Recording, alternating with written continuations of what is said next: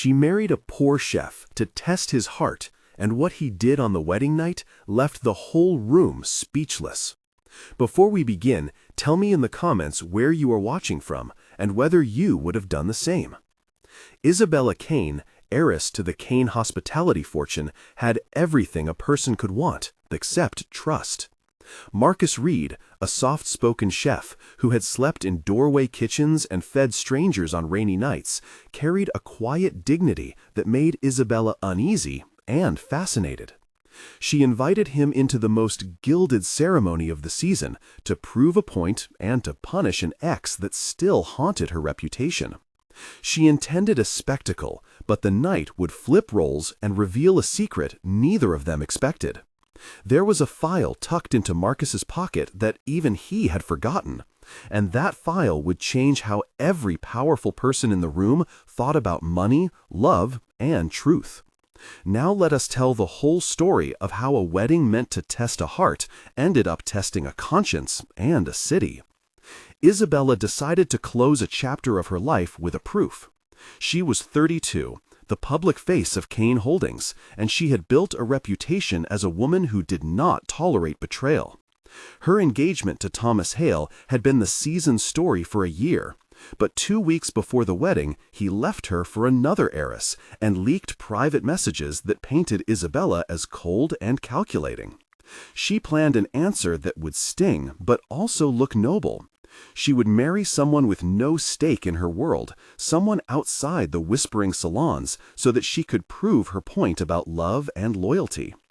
Marcus Reed was the man who cooked at a small shelter canteen, a person Isabella had seen on a drenched night when she slipped on a tram, and he offered her a towel with no expectation of a tip.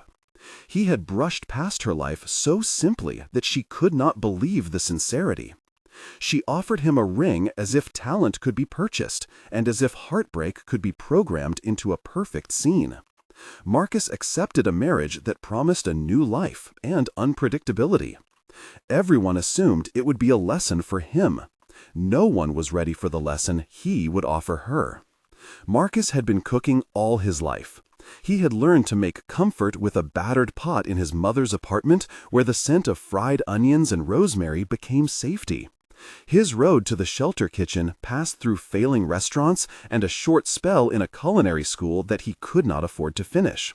He had scraped work washing dishes and then earned a place as a line cook where his hands learned rhythm and his voice learned to stay low. Marcus was 30 and carried the map of hardship on his hands and the quiet patience. When Isabella approached him with a proposal of marriage, she presented contracts and offers and the promise of the world he had only glimpsed through delivery windows. Marcus said yes because he saw in Isabella not an offer but an opening to a steady life, and because he had always believed in giving people the benefit of the doubt. He had secrets too, though. There was a small leather folder he kept tucked under a tray in the shelter kitchen where he kept notes about recipes and the names of those who had once helped him survive. He had a brother who disappeared when Marcus was a teenager, and a promissory note that could have rewritten the story of who owed what in the neighborhood where Marcus grew up. He did not understand then that a folder so small could fold into the grand narratives of a city. Isabella's background was not simply wealth.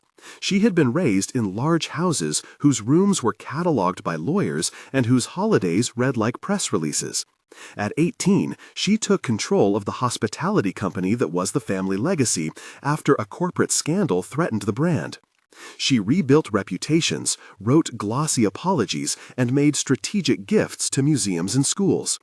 To the press, she was decisive. To those close, she was guarded. Her first romance had been a young entrepreneur who loved the idea of marriage more than the person. The betrayal that followed had been public and humiliating.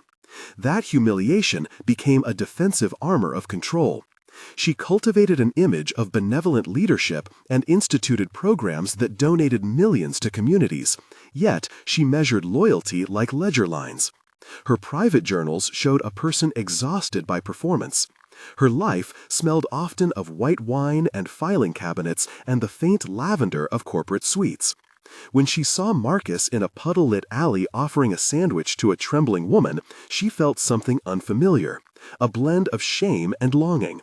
She decided then to hold power where it might hurt someone as she had been hurt. She wanted to know if love could be staged into truth. The wedding was set inside the glass hall of a museum of modern art. The tablecloths were white as winter, and the candles smelled faintly of citrus. Sylvia Lopez, the floral director, arranged orchids with surgical precision, while Lydia Green, the society columnist, took notes for the morning edition. Guests arrived in polished shoes and ambiguous smiles. There were city council members, investment partners, and a coterie of influencers who photographed every angle. Thomas Hale watched from an outer table with a look that mixed regret and calculation. Julian Price, a private investigator who had been hired by a rival socialite to check Isabella's background, lingered near the bar watching Marcus with curiosity. Thomas Vega, Marcus's sous chef, who had once saved him from hunger, stood at the door astonished. Veronica Hale, Thomas' sister who had once helped ruin Isabella's reputation in a magazine column, made a show of whispering to a television producer. The press lenses shimmered like small suns. The air tasted faintly metallic from the glare of the camera lights, and the perfume of the room pressed against conversations. Marcus walked into a world of soft footsteps and harder gazes. He smelled polished leather, buttered brioche, sanitizer, and old money. He felt like someone who had been given a suit that did not belong to him, but he wore it with a calm he did not yet understand. The first public scene unfolded with a mix of ceremony and cagey satisfaction.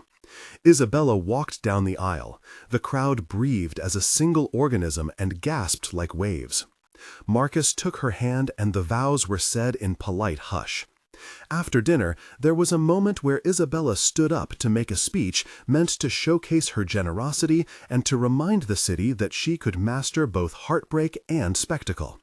She lifted a glass and planned to unveil a charity that would help chefs like Marcus find dignity and work. She intended to show that she could be magnanimous and reasonable while secretly scoring points off Thomas. The room leaned in. Then Marcus stood as well and cleared his throat. He spoke in a voice that was steady and small and not rehearsed. He told a story about food that fixed more than hunger. He recounted a night when a man in a suit left his wallet at a bar, and when he returned, another man had fed that same man without judgment. He asked the guests to imagine their hunger a way to measure their compassion. Isabella felt the heaters under her control flicker. The audience was silent. Lydia scribbled faster, and the cameras crept closer. What followed was not only a reversal of expectations, but a series of whispers that would become rumor. The press would later call it a moral coup of the underdog, but in that moment it was a quiet disarmament. Dialogue between Isabella and Marcus after the speech expanded and opened wounds and maps. Isabella's voice held elegance and a tremor of curiosity. Marcus answered plainly with the patience of a man who had learned to listen. "You planned this," Isabella said with a smile that did not reach her eyes. Marcus shrugged and said, "I accept what comes." She pressed further. "Did you ever think about saying no and keeping your life simple?" He looked at her and replied, "My life was simple enough. Simplicity does not mean weakness." She asked, "Did you understand this would be a spectacle?" He responded, "I did not. I only knew the man I am." She laughed softly. "And what man is that?" Marcus said, "A man who knows the cost of a meal and the value of giving one away without a camera." She asked, "Do you resent me now?" He answered, "I resent being. I do not resent being offered mayonnaise." She stared at him. "Mayonnaise?" His small joke landed, and the table around them unsettled into a human laugh. Thomas watched with an expression that translated as wounded pride. Veronica leaned forward to frown and whisper. Julian noted the cadence and the sincerity. Those 8 exchanges between them tightened the narrative like a string pulled taut. Each answer revealed a layer while keeping the heart of both characters protected and exposed. The next day, rumors began to braid into accusations. Veronica and Thomas orchestrated an op-ed in the Sunday paper, implying Isabella had manipulated a vulnerable man. The headline suggested spectacle and condescension. The social media thundered in predictable waves. Yet within those waves came supporters. Street chefs who had worked with Marcus, patrons who remembered being treated kindly, and advocates who pointed to Isabella's philanthropic track record. A small group of kitchen staff rallied and released a short video showing Marcus teaching apprentices and paying for groceries out of his own paycheck before the wedding. The public opinion split. Lydia Green wrote 2 columns, one sympathetic, one skeptical, and the press framed the narrative as one of class theater. Then an anonymous source sent a dossier to Julian Price, containing bank transfers, documents, and an audio recording that hinted at bigger misdeeds connected to Thomas's family businesses.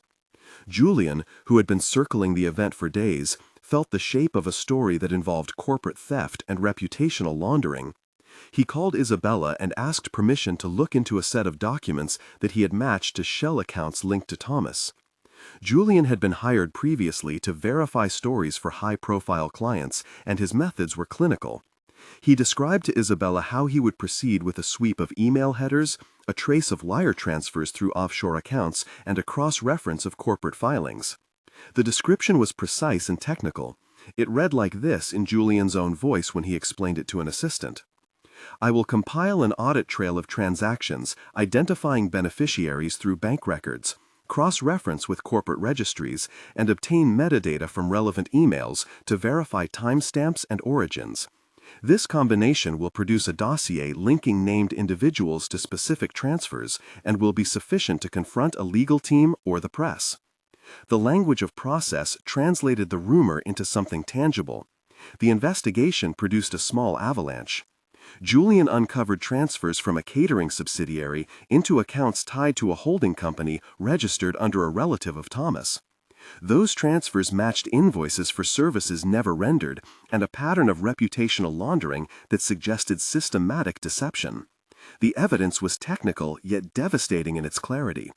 Julian compiled a dossier that contained transaction sheets, time-stamped email fragments, and an interview with a whistleblower who worked in the former corporate accounting department. The whistleblower had been paid poorly and had a conscience that prompted return calls. Once the prima facie materials were in hand, there was a debate between Isabella lawyers, who wanted to go to court quietly, and the public relations team, who wanted an open confrontation. Isabella sat in her study. The city lights smeared like spilled ink against the window, and the scent of citrus from the wedding lingered in her clothes. She felt the gravity of pushing a friend into public battle, and the cost that would come with exposing a system that had allowed Thomas to profit for years. Meanwhile, the dossier triggered retaliation. Thomas and Veronica began a whisper campaign, alleging Marcus had been paid to perform, that he had been coached by Isabella's staff, and that his shelter days were exaggerated for effect. Thomas and the shelter staff responded by releasing receipts and names of people Marcus had helped covertly. 8 names of those who had benefited came forward publicly: Rosa Alvarez, who now ran a bakery; Darnell Price, the school bus driver whose diabetes had been managed with meals Marcus had donated; Anna Kim, a former line cook who now had a job at a downtown bistro; Father Gabriel from the shelter, who attested to Marcus' character; Sasha and Miguel, who were siblings helped by Marcus a small stipend; and Leela Chen, a pastry student funded by Marcus' work. These names built a human counterweight to the gossip. The city conversation turned into a complex weave between riches, obligations, and the costs of silence. Tension mounted into a public showdown when Isabella, urged by Julian and by a small group of loyal friends, including Olivia Marsh, her PR, and Rosa Alvarez, the baker, decided to confront the allegations at a charity gala that would be covered live by press. The night was stormy, and the space smelled of wet pavement and expensive perfume. Veronica arrived, accompanied by a table of investors who whispered that Isabella was reckless. Thomas attempted a statement to the press, but was interrupted when Julian stood and presented the hard evidence on a screen. The audio recordings, the bank charts, and the invoice analysis played like thunder. The room gasped. The first moment of tension was a tight, anxious paragraph where Isabella realized that her personal vindication was now a public trial. The second moment of tension was when Marcus stood in the crowd and asked to speak. He walked slowly through a corridor of stairs. He had a quiet voice that was amplified by the microphone, and he began to read from the small folder he had kept. He read testimonies of people whose lives had been quietly improved by small acts of kindness, receipts of groceries he had purchased for someone months earlier, and a short letter from his mother that admitted a family error that connected to one of the shell companies Julian discovered. The letter revealed that Marcus's brother had been owed wages by a small firm that Thomas family contractors had controlled, and that the promissory note had been quietly transferred without consent.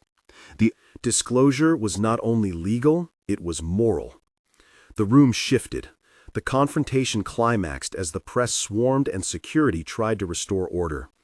Thomas attempted to leave while Veronica made a sharp allegation to a camera crew about manipulation.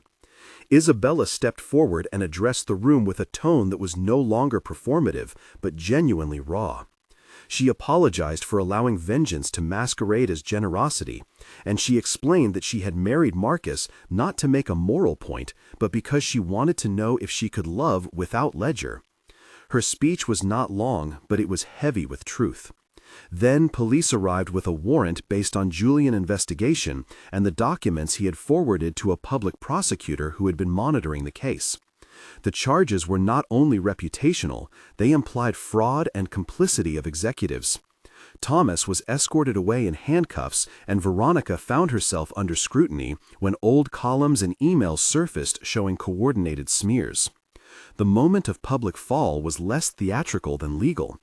The scene of the arrest was a moment of controlled chaos where flashbulbs popped and the smell of rain and machine oil permeated the air. This climax had the structure of two 500 to 600 character moments that tightened narrative tension into a decisive turn. The city watched as a scandal that had been gossip became a legal reckoning. After the dust settled, the immediate consequences were practical and intimate. Isabella and Marcus retreated from the glare to a small apartment that Isabella had arranged above a little bakery owned by Rosa Alvarez. Marcus returned to cooking not as an act of performance but as daily labor, teaching apprentices who reminded him of himself. Isabella began a slow process of reparation. She met with the families affected by the fraud and set up an emergency fund. She used her position to restructure contracts to ensure transparency. She invited Tomas and the shelter cooks to consult on a public program called Meals for Work that gathered hands from both sides of the kitchen and from the boardroom to plan sustainable support for culinary training. The decision that night was intimate. Marcus had been offered a consultancy to run kitchens in two of Kane Holdings' boutique hotels. He considered the offer at the kitchen table and answered honestly. He told Isabella he wanted to build a place that taught people dignity through cooking, not through charity alone. Isabella listened and agreed to fund a pilot program that would train chefs from low-income neighborhoods and commit to hiring graduates. That discussion had the cadence of a private negotiation. Marcus's voice was steady. "I do not want pity. I want work that pays." Isabella responded, "I will open doors, you will teach." The choice sealed a partnership that was both romantic and professional. The weeks after the scandal saw more names surface and more statements published. 5 to 8 public figures weighed in. Lydia Green wrote an essay. Lessons in Humility.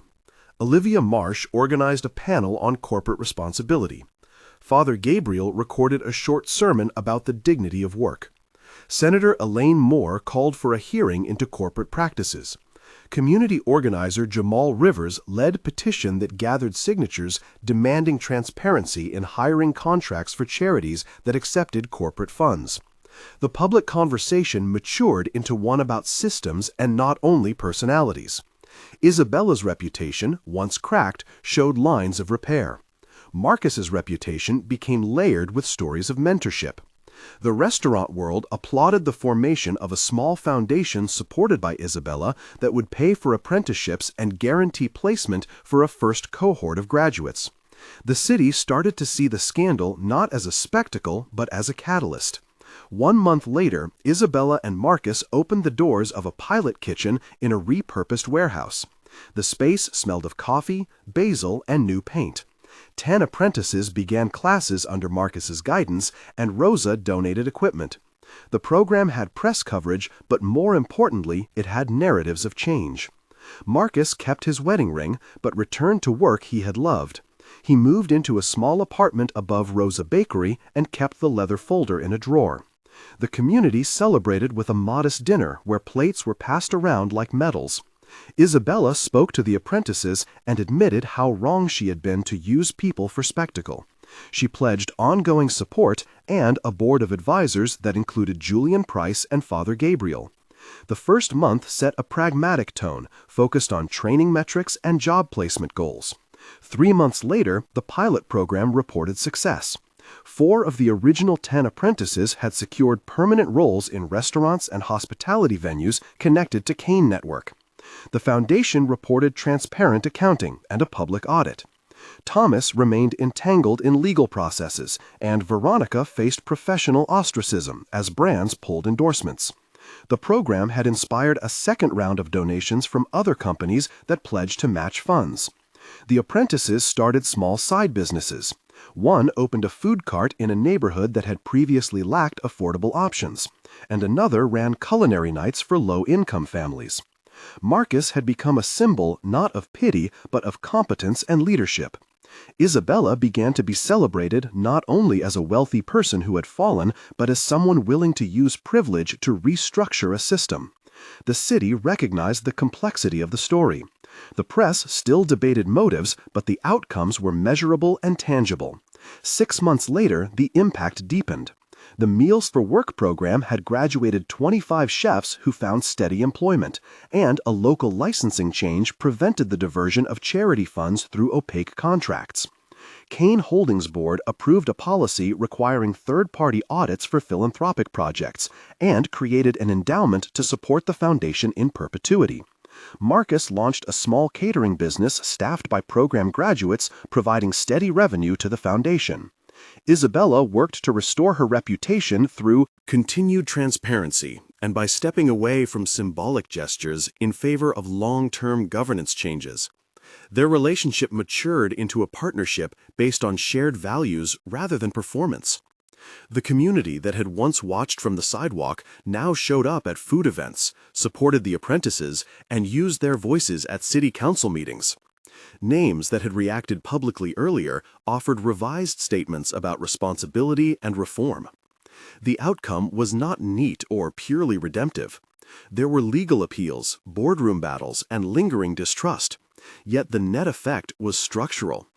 The legacy that Isabella feared losing was transformed into a different kind of legacy, one that tied wealth to accountability and taught the city that restitution could be operationalized. Throughout the story, secondary characters played specific roles. Sylvia Lopez directed the flowers and later organized benefit galas.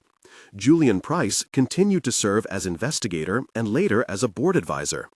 Rosa Alvarez provided equipment and space and later opened a bakery that hired graduates. Tomas Vega kept a kitchen open for apprentices and documented training routines. Lydia Green wrote the columns that shifted public sentiment. Olivia Marsh managed PR crises and helped craft transparency reports. Detective Harmon oversaw legal procedures when charges were pressed. Father Gabriel offered moral support and community space for meetings. Each of these people did more than comment, they acted as anchors in the transition from scandal to reform. The investigation descriptions included precise technical passages when relevant. For example, when Julian explained the audit process, he said in accessible terms that he would obtain bank statements, match transaction identifiers, verify beneficiary names against corporate registries, and examine email metadata to create an evidentiary chain. This procedural explanation supported the later public accusations and allowed legal teams to move with concrete documentation. It bridged rumor and proof. In the end, Isabella had to reckon with the truth that revenge is a poor teacher. Marcus had to reckon with the possibility that kindness can be weaponized by others, even as it heals. They both chose to redirect their energies. Isabella committed to a governance overhaul, and Marcus committed to building a training program that paid living wages. The press summarized it as a story of fortune meeting humility. The city had a moment of collective learning and a small but durable program that continued beyond the headlines. If you were watching this live, what would you have done at the wedding? Would you have spoken out or stayed silent? Write in the comments yes or no and tell me your city. We read every message, and your voice helps shape the next stories. Isabella's final reflection was written in a short essay later published in a local magazine, where she admitted how little she had understood true generosity and how much she had learned about systems that hide abuse behind contracts. Marcus kept his folder, which later became archival material for the foundation, showing the path from homelessness to leadership. They did not become perfect symbols. They became collaborators who understood the fragile balance of charity and work. Veronica faced professional consequences and some legal scrutiny, but she also engaged in mediation to repair harm. Thomas entered a long process of litigation that stripped him of certain positions and began an inward reckoning. One memorable line closed the public conversation and became a kind of refracting moment for many readers. It was not spoken by the press or by the court, but by a young apprentice who had taken Marcus' class and now ran a small soup cart. When a reporter asked what the scandal had taught him, he said simply, "I learned how to feed people with my hands and my head." That line circulated on social feeds like a small, steady flame. The final scene in public memory was not the wedding, but the opening day of the community kitchen, where a banner read, "Meals for Work," and children laughed as apprentices served plates. Cameras filmed the first cohort, politicians offered cautious praise, and the city remembered that a scandal could be a pivot point. Isabella and Marcus sat at a corner table, their hands touching across a wooden board. He looked at her and said, "I cook to make people whole." She answered, "I will use what I have to make sure you can teach them to be whole without losing themselves." The story closed not with a perfect reconciliation, but with a pragmatic hope that justice could be structural and that love could be a partnership of action. If this story moved you, tell us where you watched it and whether you believe kindness is enough. Sign up to follow for more stories like this and let us know what you think. Remember that sometimes power learns from the people it once overlooked, and sometimes a single meal can change a life.